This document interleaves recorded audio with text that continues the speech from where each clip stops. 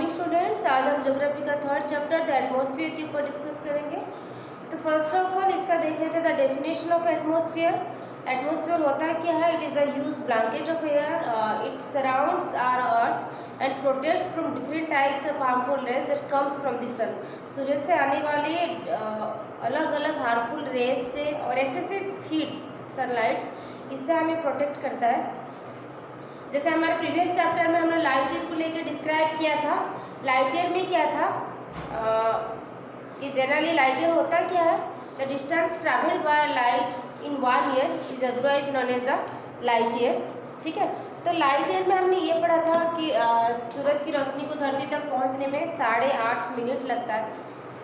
और percentage of light है ना, सिर्फ हमारे पास जो लाइट पड़ता है या सूरज की लाइट हमारे पास जितना पहुंचता है वो बहुत कम अमाउंट में पहुंचता है, 100% नहीं पहुंचता है। 15 to 20% तक हमारी सनलाइट हमारी धरती ऑब्जर्व करता है। बाकी कुछ जो होता है कि आपका जो ओजोन लेयर रिफ्लेक्ट करता है, रिफ्लेक्ट होता है, रेडिएशंस होता है, कुछ होता है जो डस्ट पार्टिकल्स की वजह से वापस चला जाता है। तो ये कुछ पॉइंट्स है, ये कुछ रीजन्स है जिसकी वजह से सनलाइट हमारे पास 100% नहीं पहुंच पाता। इमेजिन कीजिए अगर सनलाइट हमारे पास 100% पहुंच जाता, तो जैसे गर्मियों में हमारे यहाँ पे टेम्परेचर 45-46 मैक्सिमम, ठीक है, या कोई डिजर्ट पर्सन में 50 डिग्री तक हो जाता है, तो इमेजिन कीजिए उस टाइम टेम्परेचर कितना होता ग्लोबली। ठीक है, तो डेफिनेशन क्या है एटमॉस्फेयर का? It is a huge blanket of air that surrounds the earth and protect us from the harmful rays of sun. Different types of harmful rays आता है। हमने पढ़ा है sun is the sources of energy. Directly हमें energy from sun से मिलता है, क्योंकि by utilising the solar energy green plants prepare their food by the process of photosynthesis. Photosynthesis process में ग्रीन प्लांट्स अपने लिए खाना बनाते हैं सोलर एनर्जी को ट्रैप करके। क्योंकि एनर्जी, जब हम एनर्जी टॉपिक में चले जाएंगे ना, what is energy? Energy is something which capable us to doing work. Energy वो है जो हमें कुछ काम करने की क्षमता देता है, it capables us. Energy can not be destroyed not be created. Energy को हम ना बना सकते हैं ना डिस्ट्रॉय कर सकते हैं। ये एक फॉर्म से दूसरी फॉर्म को हमेशा ट्रांसफर होता रहता है। इसलिए सोलर एनर्जी जब होता है ना, सन से सोलर एनर्जी ट्रांसफर करता है, तो केमिकल एनर्जी जब ग्रीन प्लांट्स उसको कन्वर्ट करता है, कैसे सोलर एनर्जी को यूटिलाइज करता है bye the process of photosynthesis. Photo means light, synthesis means use. That means light को यूज करके ग्रीन प्लांट्स अपने लिए खाना बनाता है। इन the process of photosynthesis, in the presence of water, minerals, carbon dioxide, chlorophyll, the green pigment, इसको सब use करके ग्रीन प्लांट्स अपने लिए जो खाना बनाते हैं, आउट प्रोडक्ट क्या होता है? ऑक्सीजन, देन आपका ग्लूकोज। ग्लूकोज का सिंबल क्या है? C6H12O6। 6 कार्बन कंपाउंड्स, हाइड्रोजन का 12 कंपाउंड्स और ऑक्सीजन का 6 कंपाउंड्स। ठीक है, तो ये ग्लूकोज फॉर्मेशन होता है। मीन्स सोलर एनर्जी को ट्रैप करके केमिकल एनर्जी को मैं कन्वर्ट करना bye the process of photosynthesis.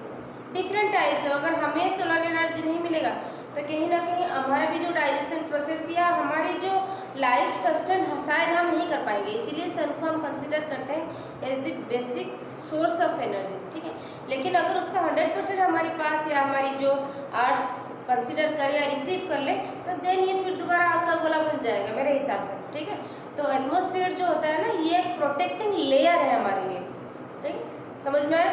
Then हम देखेंगे about the compositions of atmosphere. Atmosphere it is a mixture of air, different types of air इसमें है, अलग अलग प्रोपोर्शंस में, different proportions, different ratio, there is the present of different types of gases. आपको most abundant gas यहाँ पे nitrogen मिलेगा, oxygen मिलेगा, carbon dioxide, helium, hydrogen, different types of gas along with water vapours, dust particles, ये सारे पाए जाएंगे आपका एटमॉस्फेयर में। ठीक है, अच्छा, the most abundant gas compositions of air क्या है? 78% आपका नाइट्रोजन हो गया, ऑक्सीजन हो गया 21%, कार्बन डाइऑक्साइड हो गया 0.03%। बाकी जो है it is a mixture of different types of gases. ठीक है, इसमें आता है, फर्स्ट देखते हैं the most abundant gas nitrogen. Percentage कितना है in the atmosphere? It is 78%। काम क्या है? ग्रीन प्लांट्स के लिए ज़रूरत है, नाइट्रोजन प्लांट्स की ग्रोथ के लिए ज़रूरत है ड्यूरिंग द टाइम ऑफ आपका हो गया नाइट्रोजन फिक्सेशन। नाइट्रोजन फिक्सेशन होता क्या है? ये बहुत इंपॉर्टेंट टॉपिक है, बहुत इंटरेस्टिंग चैप्टर भी है आपका। शायद आपका बुक्स में इतना डिटेल्स में नहीं दे रखा है। आपका बुक में क्या दे रखा है? मैं नाइट्रोजन फिक्सेशन डिटेल्स में जाऊँगी। Nitrogen is the most abundant gas in the air. Gas which is present in maximum percentage 78% रहता है ना, तो इसको मोस्ट अबाउंडेंट गैस कंसिडर किया जाता है। It helps in maintaining the soil fertility and promotes the growth of plants and animals. ये soil की फर्टिलिटी लेवल जो उपजाऊ क्षमता है उसको बजाय रखता है, बनाए रखता है, और प्लांट्स की प्रोडक्टिविटी रेट को बढ़ाता है। Nitrogen plants can not take, यही जो पॉइंट है, ठीक है। नाइट्रोजन फिक्सेशन होता क्या है, देखो हमारे जो ग्रीन प्लांट्स होते हैं वो जनरली डायरेक्टली एटमॉस्फेयर नाइट्रोजन को ट्रैप नहीं कर सकते, उनके पास वो कैपेसिटी नहीं है, ठीक है। उनके पास कैपेसिटी नहीं है कि वो एटमॉस्फेरिक नाइट्रोजन को, अच्छी तरह से पॉइंट को समझना, एटमॉस्फेरिक नाइट्रोजन को ट्रैप कर सके। इसलिए वो जो नाइट्रोजन को ट्रैप करते हैं ना bye the process of nitrogen fixation. कैसे होता है, आपका blue green algae, rhizobium bacterium and हो गया था लाइटनिंग प्रोसेस। जब बिजली चमकता है देन हमारी नाइट्रोजन फिक्सेशन होता है। ड्यूरिंग लाइटनिंग, बिजली चमकने के टाइम जो एटमॉस्फेयर में जो नाइट्रोजन क्रिएशन होता है ना, जो लाइटनिंग होता है, जो बिजली होता है, उसका हमेशा एक करंट क्रिएट होता है। Opposite clouds, it is the collision of different types positive and negative compound. जब क्लाउड्स फॉर्मेशन होते हैं, स्पार्किंग होता है या लाइटनिंग प्रोसेस होता है, तो करंट फॉर्मेशन होता है। करंट का एक प्रॉपर्टीज क्या होता है ना, it always wants to go into the earth, हमेशा चाहता है ज़मीन के अंदर जाना। इसलिए हमेशा वो क्या करता है, कंडक्टर्स को ढूंढता है। Conductors means good conductor. Conductor क्या होता है, it is the passes through which electricity can flow easily, जिसके अंदर से इलेक्ट्रिसिटी बहुत अच्छी तरह से फ्लो हो सके, हम इसको कंडक्टर बोलते हैं। कंडक्टिविटी को लेके मेटल्स को दो टाइप में डिवाइड करवाया गया है, एक है गुड कंडक्टर, एक है बैड कंडक्टर। तो जब लाइटनिंग होता है इन द एटमॉस्फेयर तो उसको एक गुड कंडक्टर की रिक्वायरमेंट होता है, तभी लाइटनिंग के टाइम जब बिजली चमकता है, कोई पेड़ या कोई इंसान, ये सब गुड कंडक्टर होता है, या कोई मेटल बॉडी, लोहे वगैरह। तो इसलिए बोलते हैं लाइटनिंग के टाइम कोई जैसे छाता वगैरह उसका जो हैंडल होता है वो लोहे की बना हुआ नहीं चाहिए, या कोई गीला पेड़ के नीचे हम खड़ा हुआ, ये सब नहीं, रेस्ट्रिक्टेड होता है, क्योंकि they are the good conductors. इसकी अंदर से इलेक्ट्रिसिटी बहुत इजीली पास हो सकता है। अच्छा एक क्वेश्चन है, नॉन मेटल्स हमने सारा को दो टाइप में डिवाइड किया है, मेटल्स, नॉन मेटल्स, और भी एक है मेटलॉइड्स, जिसके पास मेटल और नॉन मेटल्स के कुछ कंबाइंड कैरेक्टर्स रहते हैं। एक ऐसा नॉन मेटल्स जो सबसे बेस्ट कंडक्टर है, क्या है वो, ग्राफाइट, पेंसिल का जो नोक है, it is the best conductor. Non metal होने के बाद भी ये बेस्ट कंडक्टर कंसिडर किया जाता है, ठीक है। तो जब ये by good conductor lightning process current formation हुआ इन द एटमॉस्फेयर, देन उसको एक मीडियम चाहिए, एक गुड कंडक्टर चाहिए, हो सकता है गीला पेड़, इंसान, कोई नहीं तो मेटल बॉडी, देन वो जमीन के अंदर चला जाता है, देन वहीं पे हमारे नाइट्रोजन फिक्सेशन हो जाता है, नाइट्रोजन बन जाता है। क्योंकि ग्रीन, मैंने स्टार्टिंग से कहा है, ग्रीन प्लांट के पास वो कैपेसिटी नहीं है वो एटमॉस्फेरिक नाइट्रोजन को ट्रैप कर सके। तो जब बाय गुड कंडक्टर नाइट्रोजन जमीन में गया, जमीन के साथ मिक्स हो गया, देन एक लिगुमिनस प्लांट्स होते हैं, लिगुमिनस प्लांट्स, लिगुमिनस सीरीज में आपका डिफरेंट टाइप ऑफ दाल की पेड़, मूंग, अरहर, जो भी है, उड़द, ये सारे डिफरेंट टाइप्स ऑफ दाल के पेड़ के नीचे एक बैक्टीरियम रहता है जिसको हम राइजोबियम बैक्टीरिया बोलते हैं। ये जो राइजोबियम बैक्टीरिया होता है ना, ये एटमॉस्फेरिक नाइट्रोजन को ट्रैप करता है, उसी के पास कैपेसिटी है जो atmospheric nitrogen by lightning process जमीन में हमें आके मिक्स हो चुका है, उसको सिर्फ नाइट्रोजन जो फिक्सेसिंग बैक्टीरिया है, राइजोबियम बैक्टीरिया, ये फ्रॉम अर्थ, जमीन से ग्रीन प्लांट्स तक पहुंचाता है, ठीक है। तो नाइट्रोजन फिक्सेशन हम किसको कंसिडर करेंगे, bacterium, rhizobium, blue green algae और लाइटनिंग प्रोसेस, ये तीनों नाइट्रोजन फिक्सेशन के लिए मोस्ट इम्पोर्टेंट फैक्टर्स है, ठीक है।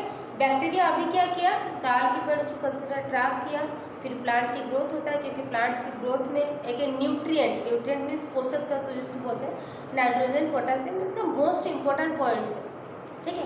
अब वो ग्रीन प्लांट्स ट्रैप कर लिया, देन प्लांट की ग्रोथ होता है। फिर हम जैसे सीजनल फार्मिंग वगैरह करते हैं, जैसे दाल के पेड़ की हमने खेती किया है, नेक्स्ट हम धान या गेहूँ ये सब ऑल्टरनेट करते हैं ना खेती, क्योंकि अगर हम रेगुलरली फील्ड में आपका धान की खेती करेंगे, क्योंकि धान की जो मोस्ट इम्पोर्टेंट न्यूट्रिएंट में हम नाइट्रोजन और फॉस्फोरस को कंसिडर करते हैं, तो रेगुलरली ज़मीन से नाइट्रोजन और फॉस्फोरस की रिक्वायरमेंट को पूरा करते चला जाएगा, जिसकी वजह से ज़मीन में फर्टिलिटी लेयर खत्म होते जाएगा। कौन सी न्यूट्रिएंट का, नाइट्रोजन, फॉस्फोरस, क्योंकि हर साल हमने धान की खेती किया है, समझ में आया? तो इसको बोलते हैं कि कभी कभी अल्टरनेटिव फार्मिंग करना चाहिए। सपोज इस बार हमने धान का किया है, नेक्स्ट ईयर गेहूँ, इसी के हिसाब से इसकी वजह से ज़मीन में जो न्यूट्रिएंट्स लेवल वो बरकरार होकर रहेगा। और कभी कभी दाल की परत ज़रूरी है क्योंकि नाइट्रोजन फिक्सेशन करेगा ज़मीन में, ठीक है। नाइट्रोजन लेयर जो होता है, नाइट्रोजन का लेवल होता है, यह हमारी ज़मीन का फर्टिलिटी लेवल को बहुत बड़ा करता है, ठीक है। इसके बाद we breathe take some amount of nitrogen into our lungs and exhale it. हमारे जो लंग्स है, कह रहा है कि एक क्वेश्चन ये है, सपोज हमारी, मैंने कहा what is atmosphere, it is the mixture of different types of air, it is a combination of air, इसको हम बोलते हैं। तो जनरली अगर हम सांस ले रहे हैं, हमारी रेस्पिरेटरी ऑर्गन हम कंसिडर करते हैं लंग्स को, तो जब हम सांस ले रहे हैं, उनकी बात तो आता होगा कि सिर्फ ऑक्सीजन तो नहीं लेते हैं, ऑक्सीजन के साथ डिफरेंट टाइप्स ऑफ गैस लेते हैं। आल्वेओलिस है जिसको हम एयर सैक, जैसे एयर की थैली बोलते हैं।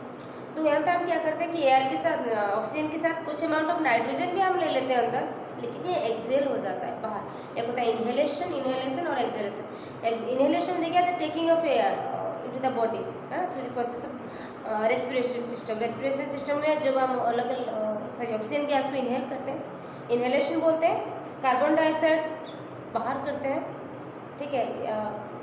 रेस्पिरेशन प्रोसेस की तरह जो प्रोडक्ट होता है, इस प्रोसेस को हम बोलते हैं एक्सेलेशन। तो ऑक्सीजन के साथ कुछ अमाउंट ऑफ नाइट्रोजन हम इनहेल भी कर लेते हैं, लेकिन ये एक्सेल भी हो जाता है during the process of respiration, ठीक है। तो फर्स्ट जो the most gas, abundant gas, important gas 78% nitrogen है, इसके बारे में डिस्कस हुआ। Then oxygen, life supporting gas, second most abundant gas 21% है। During the process of photosynthesis green plants का प्रोडक्ट है ये। Life supporting most important gas, helps in burning process. Carbon dioxide को हम जब फायर एक्सटिंग्विशर में use करते हैं आग बुझाने के लिए, और आग को जलाने के लिए या जलाने में हेल्प करता है आपका oxygen gas, it is a life supporting gas. जब हम क्या करते हैं, कैंडल्स को जलाएंगे, उसके ऊपर एक ग्लास को ढक देते हैं, देखेंगे, इमेजिन करते हैं कि थोड़ी देर के बाद, तुरंत बुझ नहीं जाता है, थोड़ी देर के बाद वो बुझने लगता है। तो तब तक चलेगा जब तक गैस के अंदर, ग्लास के अंदर कुछ अमाउंट ऑफ ऑक्सीजन रहेगा। जब ऑक्सीजन खत्म हो जाएगा या ऑक्सीजन यूज़ हो जाएगा in the process of burning, then वो अपने आप खत्म हो जाएगा। तो ऑक्सीजन का यूज़ किया है, it helps in burning, it is a life supporting gas. Oxidation process में डाइजेशन इसीलिए होता है, डिफरेंट टाइप्स ऑफ मेटल्स के साथ ऑक्सीडेशन करता है, magnesium plus oxygen, magnesium oxide. तो ऑक्सीडेशन प्रोसेस के लिए भी ये ज़रूरी है, मोस्ट इम्पोर्टेंट है। क्रिएट कैसे होता है, it is created during the process of photosynthesis, process में ये क्रिएट होता है बाय ग्रीन प्लांट्स। इसीलिए हम बोलते हैं green plants and animals they are interdependent to each other. वो हमें कार्बन डाइऑक्साइड को लेके जो हमारे रेस्पिरेशन प्रोसेस के आउट प्रोडक्ट होता है, उसको देन बाय फोटोसिंथेसिस प्रोसेस करके हमें ऑक्सीजन देता है, ठीक है। तो दोनों, both plants and animals, both are inter related to each other, ठीक है। तो आज हमने देखा introduction part of atmosphere, gases में, कंपोजिशन ऑफ गैसेस में सिर्फ डिस्कशंस किया आपका नाइट्रोजन और ऑक्सीजन के ऊपर। नेक्स्ट पीरियड में हम देखेंगे different types of gases, structure of atmosphere, इसके ऊपर, ठीक है। Thank you.